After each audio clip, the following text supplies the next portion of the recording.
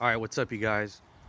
I've made many videos before. As you guys know, this is my Datsun or my 88 Nissan Sentra XE-B12 with the original 1.6 TBI engine. In other words, throttle body injection, which is like half carburetor, half injection or fuel injection. It actually has one injector inside the throttle body or the carburetor. It's like a hybrid, it's like halfway, right in between carburetor and fuel injection. It's like, that little combination or like, uh, in that process of changing from carburetor to fuel injection. It's pretty cool, actually. Pretty, pretty awesome. It works very well too. Anyhow, like you guys already know what my short-term goals are for my Sentra. What I'd like to do for my B12, like I've mentioned before, is swap it to an SR20 DET turbo, red top or blue top, or Neo VVL turbo. That's my short-term goals, or those are my short-term goals. Either one of those options, or both. Always have a spare, engine and tranny. Um, that's always a good thing. Long-term goal is to basically, from front-wheel drive, convert it to rear-wheel drive for the rotaries, for Mazda, from Mazda, the 13A, 13B, 14A, 14B rotaries, rotary engines. Um, you know, where you can, it's not just like the SR20 or the Neo VVL, both of those turbo, where they can go up to 800, anywhere from 6 to 850 horsepower, and then the foot-pounds of torque can be anywhere from 450, 500 to 700 foot-pounds of torque to the wheels. Of course, that would probably be with spray. That'll be all engine or all motor, all engine and all boost with spray. But still, that's a lot considering the car is only 2,000-ish pounds, 2,000 pounds or so, give or take, a little bit. But it's a very light car, is what I'm saying. About 2,000 pounds compared to, well, it's a light car. Even from back in the day, anything that's 2,000 pounds or less is light. To today's terms, as heavy as cars have gotten somewhat because of the safety features and electronics, computers on board and all that, it's certainly light to today's terms. So it always has been considered light. It is considered light and probably will always be considered light. Anyhow, long-term goal, like I was saying, convert it to rear-wheel drive with the rotaries, or convert it to also, before I can say what I was about to say, I also, for long-term goal, that's one option, the rotaries. My other option is also for long-term goal is Z31 turbo or twin turbo. It's already been done. And also Z32 turbo or twin turbo for this, believe it or not. Converted obviously to rear-wheel drive. So I have at least a couple of short-term goals slash options for my B12, if not a few. But those are my two favorite. That's why I always mention those two, because those are the ones I really want to do. Also, what else? And for my long-term goal, like I was going to say, I can also always convert it to all-wheel drive, believe it or not. It's very possible. It's very doable. It's a lot of work, but you can do it, and it's worth it. Anyhow, I can also, believe it or not, swap it to a 2.5 STI engine, from WRX, from Subi, from, Cobb's Performance. I can always, get a 2.5 boxer engine in there, 2.5 boxer engine, four-cylinder.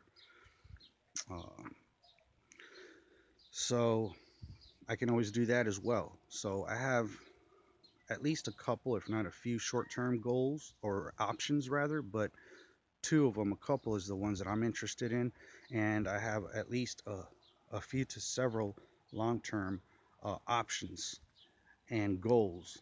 I just have to decide which of those long-term goals that I want to go with in the long run.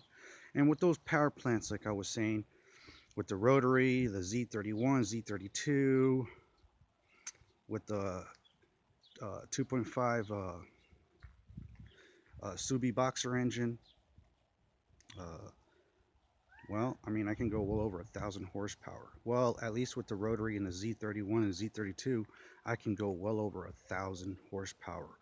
Probably well over 1,100, probably well over 1,200 horsepower or more. All engine, all boost, and probably still be able to add spray to it like a 200 shot, believe it or not. Or even if it's with spray, it's still a lot when you're over 1,000, over 1,100, over 1,200. For a car that's this light, only 12,000, excuse me, only 1,200, excuse me, only 2,000 pounds. It's gonna move. So anyhow, that's basically it, you guys, for my B12. Um, Now the boxer engine, the Subi, they can go 650, 700 horse. Um, but they've also figured out how to get them to over 1,000 horsepower now on the 2.5 boxer engine, the Subi engines, Cobb's performance and all that. So yeah, it's possible, very possible. So that's basically it, guys. I've already been on this on talking about the Sentra for about 6 minutes already. So let's move on to the other guys. And there's my front bumper with the fog lights. Um, but yeah, I have to wash it. I have not washed it yet. I'll probably wash it this evening when the sun starts to set. Um, right before, this evening, early this evening. Okay, so that's the story on my, for now at least, on my Sentra B12. All right, so you guys have seen my 89 uh, MK3 Mark III Supra Turbo 7M GTE with the R154 tranny 5-speed target top. Pretty awesome. Just washed it yesterday evening. It's clean. But yeah, you guys already know what the deal with this one is. Basically, I'm going to build the existing power plant or drivetrain.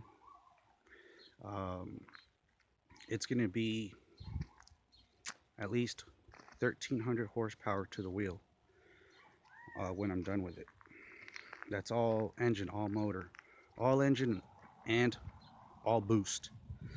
And then I can still stick a 200, hook it up with a 200 shot wet of nitrous to it, of spray.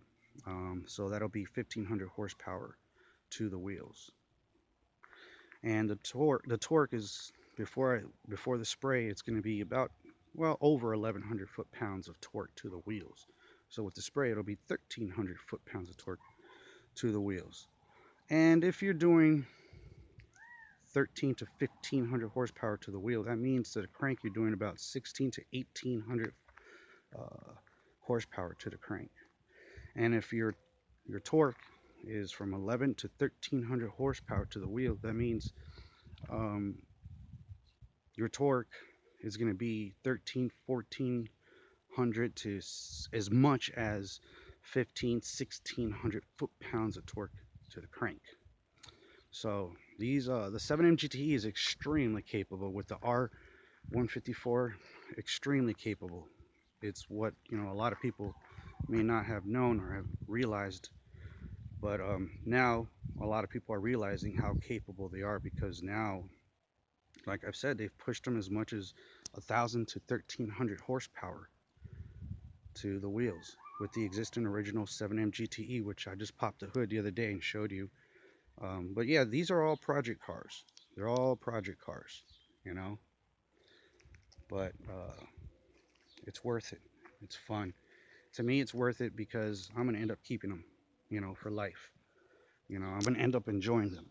So whether and even if I do end up deciding to sell them later on, it's gonna be for good money, especially once I start building them, with all the more reason. Because believe it or not, these cars, like I said the other day on my previous video, can go anywhere from 2 to 10 grand as is, needing full restoration, basically. I mean, just to have a Supra is kind of an honor, a privilege, and it's pretty cool. I mean, it's extremely special because Supras are so expensive. Supras are not cheap. I don't care if it's the MK2, the Mark II, the Mark III, the Mark IV, especially the MK2, the MK3, the MK4. They're very expensive Supras. Like for instance, this right here, there's one. This one, mine's an '89. There's a '90 in a Toyota dealership out in California, I believe. All new, brand new, virgin, unmolested, never been on the road, never been driven. It's still sitting at the Toyota dealership for what? For 27 years now. It was 25 and 26. Now it's 27 years, and it only has 92 kilometers on it because it's in kilometers. You know, like it is in Japan and Europe, etc. So anyhow, 92 kilometers is about 52 miles, and it only acquired that mileage moving around the dealership throughout the years, throughout the decades. 27 years is, you know, in a few more years, 3 more years, it'll be 30 years old. But the point is, they want $70,000, guys. 70 grand, 70K, 70 G's for an original, unmolested, brand new, you know, virgin, never been on the road, never seen the road, brand new '90 Toyota Supra Mark III with the 7M GTE with the R154 tranny, because it's also 5-speed like mine, like this one. You know, that just goes to, and well, 70 is the low. It's anywhere between 70 and $100,000 for this, for something like for something like what I have. You know, it's a '90 though. That's the difference. The 1 year difference, and it's all brand new. Like I said.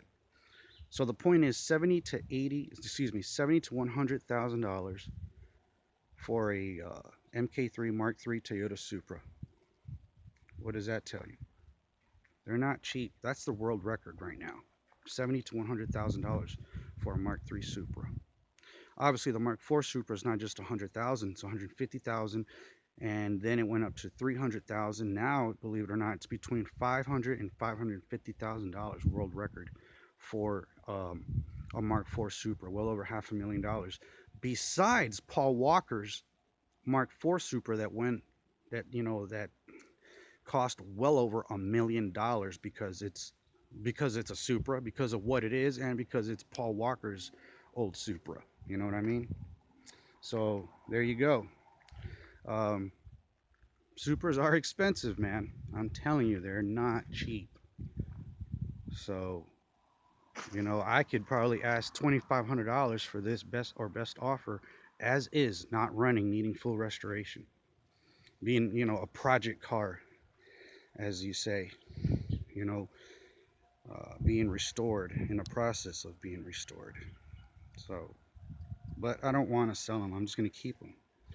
I want to enjoy them because they don't make these kind of cars anymore. You know, Supras have been discontinued unless Toyota comes out with the FT1, you know, the concept, future Toyota 1. So that has been, which has, you know, been the case since 2009, I believe. So, you know, they keep saying they're going to bring it out, but I don't think they will. And if they do, it'll be a while. But yeah, that's basically it. So yeah, I just wanted to make this video, share this with you guys. Pretty cool, you know. So, and of course, you guys have already seen my '88 MK3 Supra 7M GE. This is not the 7M GTE. This is not the turbo. It's the naturally aspirated, but you can still get 350 horsepower out of it, 350 foot-pounds of torque out of it when it's, you know, rebuilt, fully built up. In other words, fully souped up. And with nitrous, say with 150 shot wet of spray, yeah, you can easily get as much as 500 horsepower, 500 foot-pounds of torque. So that's how strong and powerful Supras are. Even the naturally aspirated, you know, that's not turbo, uh, you know, can go from 350 to 500 horsepower and torque. Now that's probably to the crank, not to the wheel, but still, that's a lot of power, you know.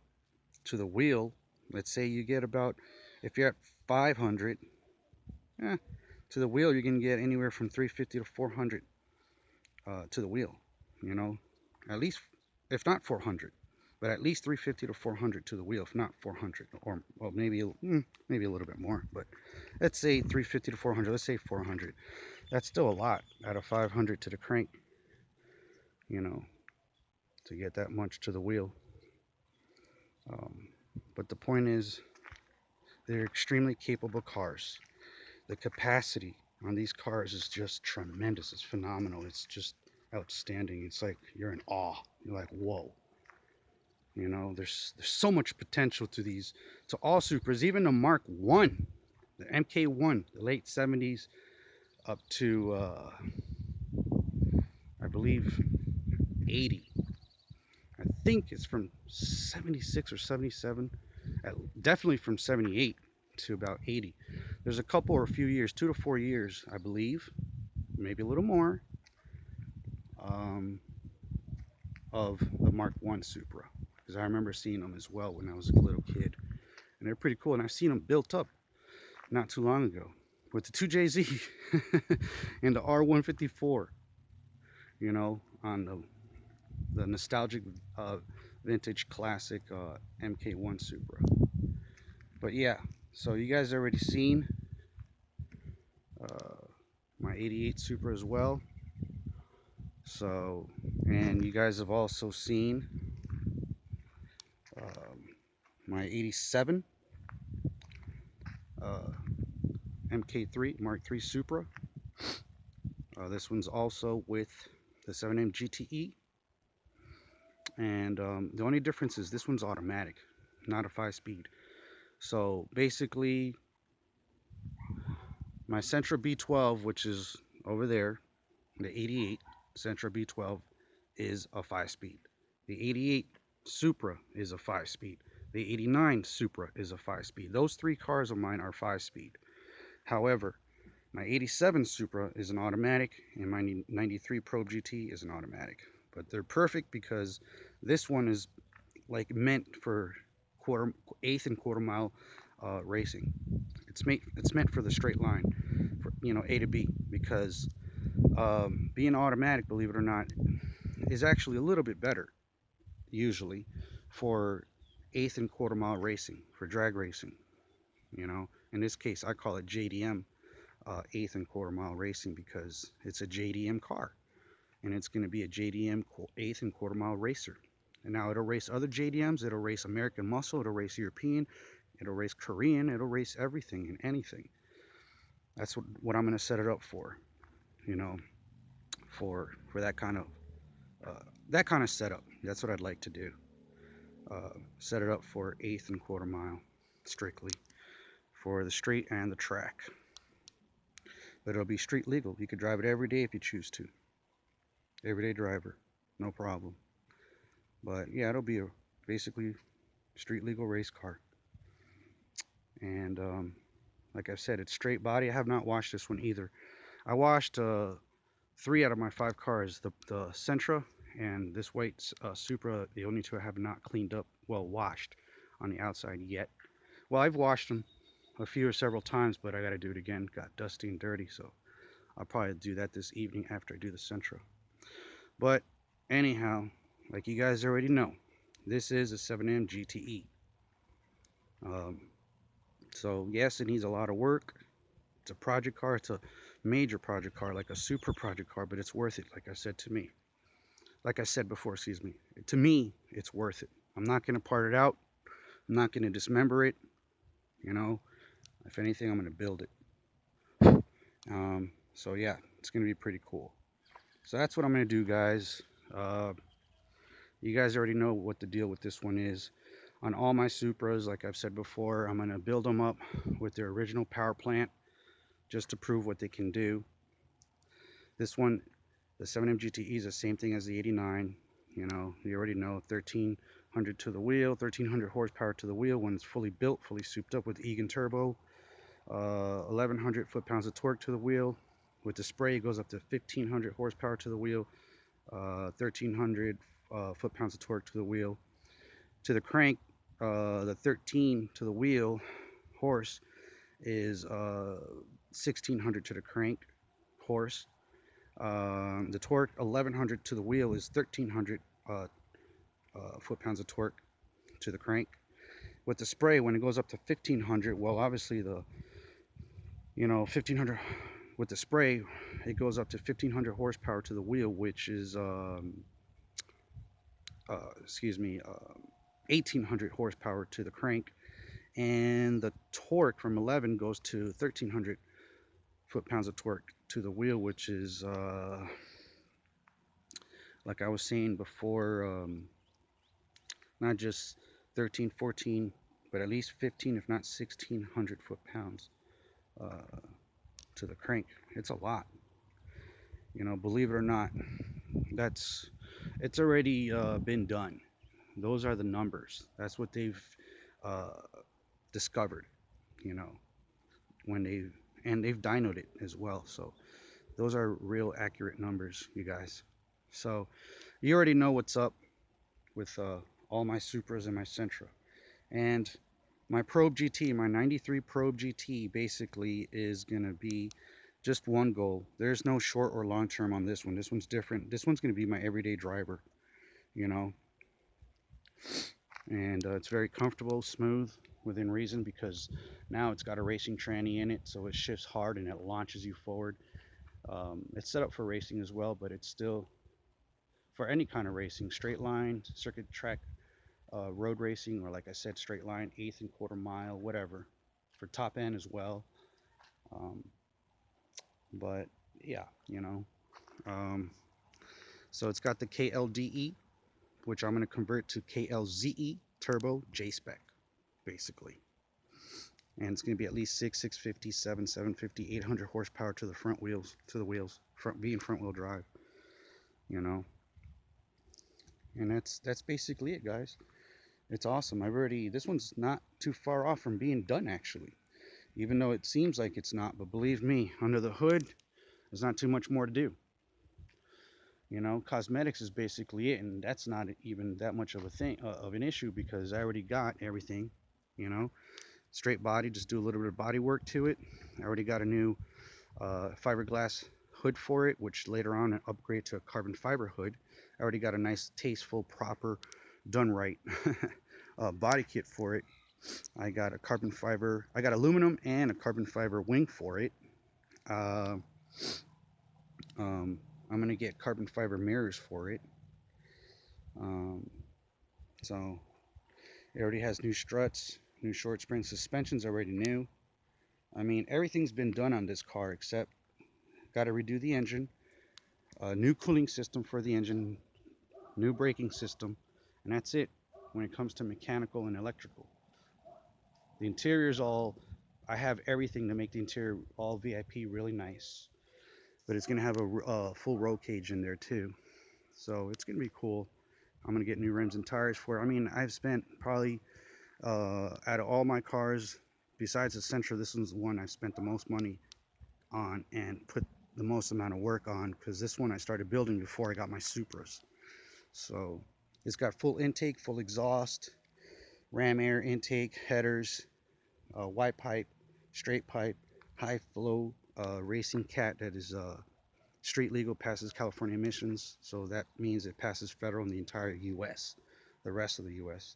Um, straight pipe, like I said, high flow racing exhaust, high flow racing performance exhaust, all kinds of things. So it's a beauty. The tranny's already a Mazda speed upgraded racing tranny for the street and track, high performance, with the tranny intercooler and all kinds of stuff, which I'll show you in a minute. But it's pretty cool. So all of my cars, and if I do have any long-term goals, is to convert this one to a rear-wheel drive or all-wheel drive. Kind of the same thing like the Sentra. That's kind of like my goal if I do have a long-term goal for this one, if I decide I want to do that. So, but with with this original power plant, because it's so capable, this 2.5 V6 this could do well over 1,000 horsepower, well over 1,100, well over 1,200 horsepower. It can be done, trust me. I've seen it already. So I know it can't be done for a fact. That's, the way it actually is. Those are the facts. That's the truth. A lot of people may not know that, but, that's the case. This one's also straight body, like I said. So, anyway, as you can see, I popped the hood on it. But, basically that's it, guys. You already know what the deal is with all my cars. So just bear with me, guys, a little bit, because right now I'm going to set my phone down, or my camera, because I want to show you guys. Well, you guys already seen this, the 7-inch TE on my 87. But I'm going to go ahead and pop the hood on the other cars, so just give me a moment. I'll be right back. Just bear with me. I apologize. Just hang in there. I'll be right back. Give me a minute.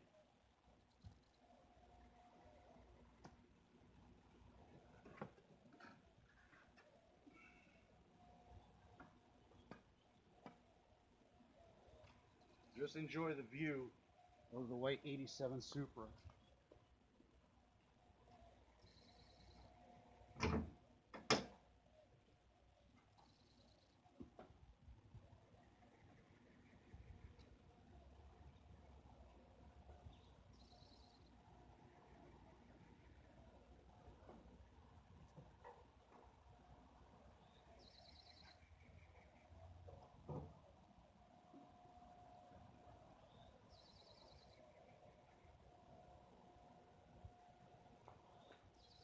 I'm about to put the hood on the white Supra today after I'm done working on it. At the end of the day, put it back on.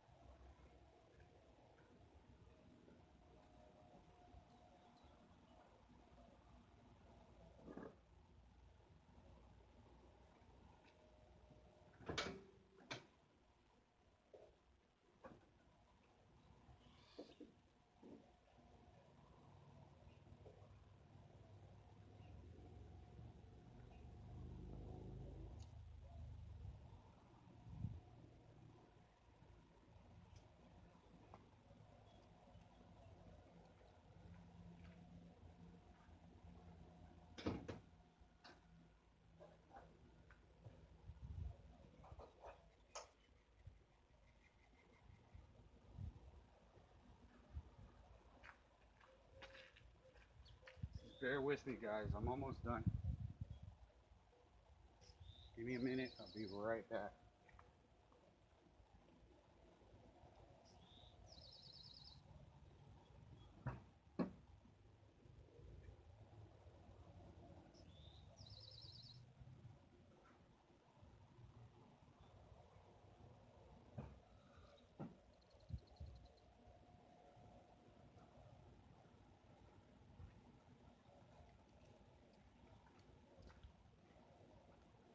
All right, I'm back, guys. All right, and all my cars have always been very nice cars with full options with everything.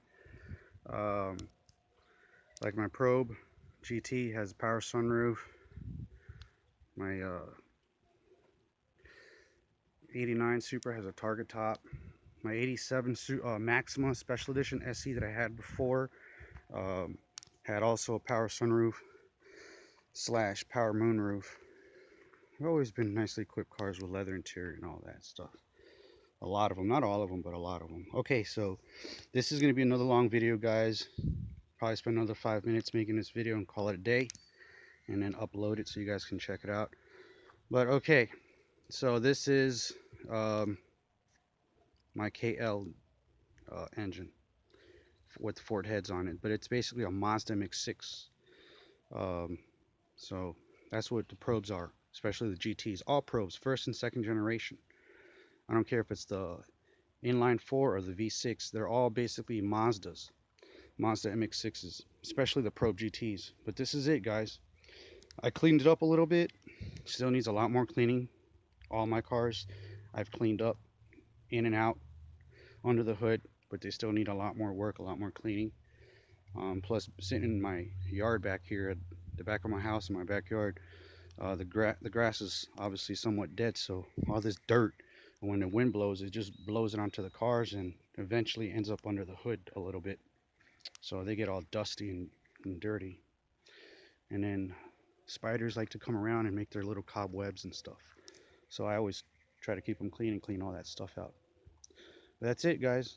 I'm probably going to put a battery in there and start it and move it today. But the engine needs to be redone. It runs not well right now because it's got some burnt piston rings, a down cylinder. I don't remember if it's this one, or this one. It's one of those three. I forget. I got to check again. But yeah, that's it. And I got to clean the interior on this one a little bit. It's pretty clean. It's not that bad actually, but I haven't showed you the interior on the Probe GT yet. Well, I'm about to right now. It's a little dusty and dirty in there. I got to clean it up. But it's all gutted, as you can see, because it has been raced before on a track. And I did pretty good. You know, I did well. It was fun. But yeah. So that's what I was saying on my previous videos, that you're really not supposed to have a nice VIP interior for racing.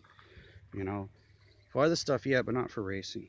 For any kind of racing, I don't care if it's quarter mile, drifting, eighth mile, circuit track road racing, time attack, top end, whatever. You're not supposed to have VIP interiors, you know. It's supposed to be all gutted with a full road cage and racing seats, and that's basically it. That's all you need for racing. There's my wing in the back in a box, aluminum and carbon fiber.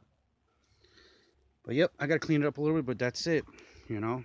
So, you know, you want to be as light as possible, because believe it or not, these are pretty heavy cars, kind of, in a way, for being what they are, for being sports cars that can be converted into race cars. They're kind of heavy-ish. I mean, it's Grand Touring GT, you know. This one's like 30 something, 3,000 something pounds. Let's see right here. It says it right there. 3630 gross weight, gross vehicle weight rating. See, 3630. The Supras are like 1,000 pounds more. Well, 800 pounds more. They're kind of heavy for what they are. So you want to be as light as you possibly can be. That's why I got them for racing. Now, if it wasn't going to be set up for racing, then I'd have all that VIP interior. But, you know, you're not supposed to. Not for racing.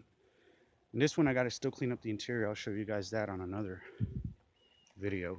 But that's it, guys. I'm almost done. A couple more minutes. I'm wrapping it up. You guys already seen my 7M GE that I'm going to rebuild. Became my project car now for like the last week or week and a half. No more than 2 weeks. I got to clean it out, get all that antifreeze and water out of there, and just clean it up really good. So that's what I'm going to do today, which is a beautiful Saturday, as you guys can see. It's a beautiful day, early morning. I'm going to spend the day cleaning out, well, not the day, but the morning cleaning out this right here, making it real nice, like I said. And then spend probably the afternoon cleaning this one out, you know. This one needs a lot of work too, even though I've already cleaned it. Now this is a 7M GTE as well, you know, and you guys already know what's up with this. I already explained it numerous times, but this is my 7M GTE with the R154. But they're all project cars.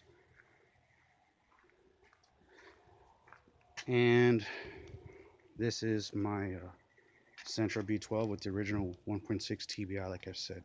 I've already done a lot of work. I've already restored these cars before, and now it's time to do it again. You know, well, I customized them before is what it is. I modified them. Pretty cool. I had them, they were sweet, you know, I had them to where they were pretty awesome, but yeah, you know, gotta do it again. That's all it is.